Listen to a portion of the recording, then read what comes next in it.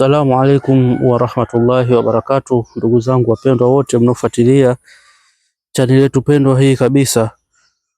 Tupo katika darasa linalohusu mnyonyo.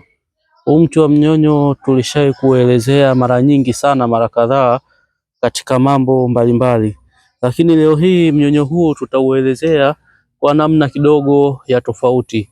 Wote mnaofuatilia chaneli yetu pendwa kabisa hii ya YouTube ya Dr. Fateh Online TV, endeleeni kufuatilia darasa hili ili muweze kufaidi vizuri. Faida ziko nyingi sana za kuhusu masuala haya ya mnyonyo, faida ziko nyingi, lakini katika faida hizo nyingi zilizokuwepo, leo tutaelezea faida chache sana. Kama kipindi kile tulishia kuelezea taratibu za kuhusu mnyonyo na matumizi yake.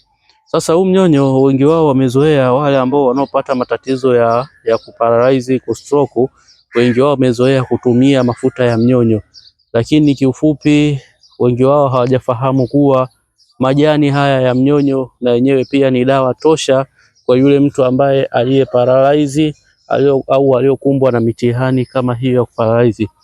Huu mnyonyo unakuwa unatibu mambo kama hayo ya kuparalyze, japokuwa unatibu mambo mengi zaidi, lakini leo tutaelezea tu kwenye upande wa yule ambaye amepata stroke, yani ameparalyze. Haya majani ya mnyonyo ni tiba kubwa sana, lakini mbegu zake na zenyewe pia ni tiba kubwa sana. Chukua mafuta ya zaituni, chukua mafuta ya zaituni. Ukishachukua mafuta ya zaituni, chukua majani ya mnyonyo yasiyopungua 14. Majani ya mnyonyo yasiyopungua 14. Nadhani unayaona majani ya mnyonyo. Chukua majani ya mnyonyo yasiyopungua 14. Kisha chukua maji kiasi cha lita 1 au lita 1.5. Bandika jikoni maji yale.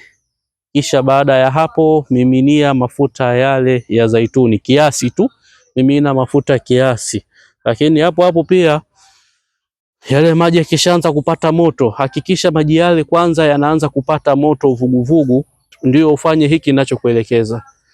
Baada ya maji kupata moto ule uvuguvugu tayari, chukua yale majani yako ya mnyonyo yadumbukize kwenye sufuria hiyo.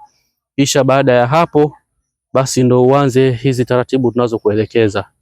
Hakikisha majani ya mnyonyo hayadumbuki uyaweki mule katika ile sufuria.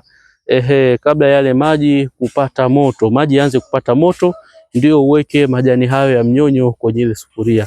Baada ya kuyaweka majani yale, utaacha maji yaendelee kuchemka kidogo. Baada ya kuchemka, utayaepua.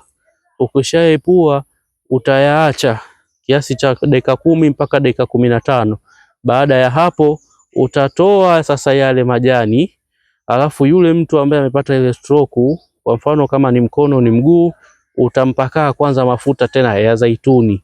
Achana na yale ambayo ulishaweka kwenye sufuria, utampaka tena mafuta ya zaituni ile sehemu ambayo yeye amepata ile stroke. Yani kama ni mkono, ni mguu, ni vidole, ni nini, basi utapaka kwanza mafuta ya zaituni. Baada ya hapo utachukua sasa yale majani, kisha utaanza kumchua nayo yale majani ambayo yamepata moto moto, yale majani ya mti kama huu hapa mnyonyo mnaoona hapa. Yale majani utayachukua, utaanza kumchua nayo yule mtu ambaye amepata stroke katika zile sehemu ambazo amepata stroke. Utaanza kumchua nayo, yeye kikubwa anatakiwa avumilie, sababu majani yale yatakuwa na hali ya umoto sana. Lakini ule umoto ndo mzuri zaidi, umchue aliyakuwa asije akawa amepoa kabisa, yawe na umoto. Kikubwa yeye avumilie vile unapokuwa unamchua, lakini umchue akiwa na umoto. Mchue kwa majani yale ya mnyonyo, lakini maji yale yakiwa yamewekwa mzaituni, yakiwa yamewekwa mafuta mzaituni, lakini na yale majani yakiwa yamewekwa mule kwenye yale maji ya moto. Kwa hiyo unachukua ile majani unakuwa unamchua, lakini sehemu ambayo unakuwa unamchua ni sehemu ambayo imekuwa imewekwa umeipaka mafuta ya zaituni. Kwa hiyo unatumia kumchua sehemu zile kupitia majani haya ya mnyonyo. Utafanya hivyo kwa taratibu kwa muda wa siku 7 mpaka siku 14. Insha Allah, kwa uwezo wa Mwenyezi Mungu utaanza kuona hali ya huyu mgonjwa aliyepata stroke inaanza kupotea taratibu, na viungo vyake kuanza kurudi katika pahala pake na ile nguvu kurudi. Uzuri wa majani haya ya mnyonyo sio hali hiyo tu, kama mtu amepata stroke zinakuwa zipo za aina nyingi. Kwa hiyo hata kama ni stroke inayosababishwa na mashetani na majini, basi pia itakuwa ni sababu ya kuondosha hali hiyo.